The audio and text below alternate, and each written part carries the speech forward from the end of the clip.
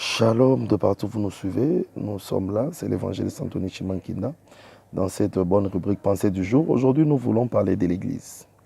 L'Église. L'Église, c'est quoi finalement? Alors, nous allons parler et nous comprenons qu'il y a deux sortes de l'Église. Il y a l'Église corps du Christ, il y a l'Église assemblée. Une Église comme assemblée, c'est une usine de fabrication de l'Église corps du Christ. C'est dans cette Église qu'on nous transforme en Église corps, cette Église corps qui sera finalement enlevée. Alors, que devons-nous trouver dans une Église normalement? Dans une Église, nous trouvons un message, nous trouvons un guide comme modèle. Dans cette Église, nous trouvons un lieu de rencontre. C'est tout ça qui fait de cette Église l'usine de transformation en Église corps du Christ. Normalement, dans l'Église, nous devons trouver quel message? Quel message? Le message qui est la pensée du Seigneur pour l'heure. L'Église est un lieu que Dieu a laissé au peuple de Dieu pour que nous puissions finalement aller vers lui chaque jour. Mais dans l'Église, c'est un lieu aussi qui nous permet d'avoir les deux vies. La première vie qui est le royaume de Dieu, c'est-à-dire la vie éternelle, et la deuxième vie qui est la vie sur terre qu'on appelle le centuple. C'est dans cette Église que nous apprenons à vivre éternellement avec Dieu un jour et à vivre heureux sur la terre. Voilà pourquoi dans une bonne Église, le message doit être adapté à la réalité dans un pays. Dans un pays comme la République démocratique du Congo, quel doit être le rôle de l'Église? Nous sommes dans un pays où le taux d'analphabétisme est un peu élevé. Les gens n'ont pas étudié. Des fois, je me pose des questions. Quand nous sommes une Église et que nous poussons le peuple à la méditation de la parole, un peuple qui ne sait ni lire ni écrire, ce peuple médite la parole dans quelle langue? Quand nous appelons le peuple dans la lecture approfondie de la parole de Dieu, un peuple qui n'a pas vraiment étudié, nous poussons le peuple à méditer et à faire la lecture approfondie dans quelle langue? Pour une interrogation. Deux fois, nous sommes en train de prêcher des choses que les gens ne comprennent pas, mais nous sommes un peu dans une sorte d'émotion à l'Église. Que faut-il faire pour être une vraie Église dans ce temps et dans un pays comme le Congo? L'Église doit sortir un peu de la routine. L'Église doit sortir du message qui ne colle pas avec les réalités du pays. Dans une Église, on doit trouver un message qui répond aux attentes du peuple. Parce que c'est pour ça que Dieu a créé cette Église. C'est pour ça que Dieu a placé l'Église.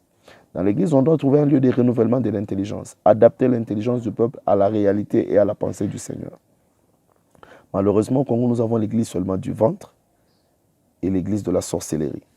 C'est pour avoir et pour combattre les sorciers, citer les sorciers, nommément ainsi de suite, le combattre que nous sommes à l'Église.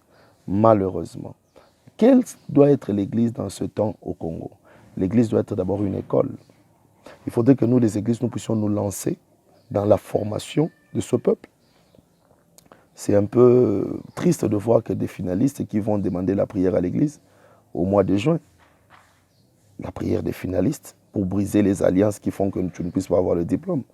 Mais nous, au ministère de Sauve, nous disons que la plus grande prière pour avoir le diplôme, c'est étudier. Il faut d'abord très bien étudier. La faveur de Dieu accompagne celui qui a bien étudié. La prière pour les finalistes doit se faire normalement au mois de septembre. Leur dire avant de commencer le cours, soyez réguliers, disciplinés. Travaillez durement. Nous avons un peu cherché à remplacer deux fois même le travail par la prière. Il est temps que l'Église joue son rôle réellement. La formation, l'éducation. Ce n'est pas à l'Église qu'on doit trouver tous ceux qui ont échoué dans la vie. Par contre, dans l'Église, on doit trouver tout le monde. Ceux qui ont réussi ont besoin aussi d'être à l'Église pour donner l'expérience à ceux qui n'ont pas réussi. L'Église doit sortir de l'évangile du ventre, où on est en train de tout focaliser sur manger, où on est en train de tout focaliser sur la sorcellerie, au point qu'il y a des gens qui se découragent parce que tout simplement ils ne veulent pas travailler, ils sont esclaves des prophéties. Il y a des gens aujourd'hui qui pensent qu'ils sont bloqués, mais parce qu'ils n'ont jamais appris à déposer seul un dossier à l'ambassade. Il y a beaucoup de gens qui veulent voyager, mais qui ne connaissent même pas où se trouve l'ambassade. On dépose les dossiers entre les mains de quelqu'un et on attend dans la prière. Il est temps que l'Église réveille un peu les consciences, renouvelle un peu l'intelligence. J'ai comme l'impression que c'est un peu l'intelligence qui commence à manquer. Parce que vous voyez des gens qui ont étudié derrière la prophétie sans discernement. Même Dieu qui a créé la prophétie, il nous a demandé de discernement. Il est temps que l'Église joue son rôle, que le peuple ait quand même l'intelligence. L'Église n'est pas un ensemble de paresseux, des gens qui sont fatigués, qui n'ont plus rien à faire, qui n'ont plus d'espérance. On ne peut pas demander du travail pendant tout ce temps en train de prier à l'église sans aller déposer une demande d'emploi, je ne sais pas moi où. Il y a des gens qui ont été prophétisés depuis longtemps, par exemple, qui vont aller vivre dans un pays anglophone.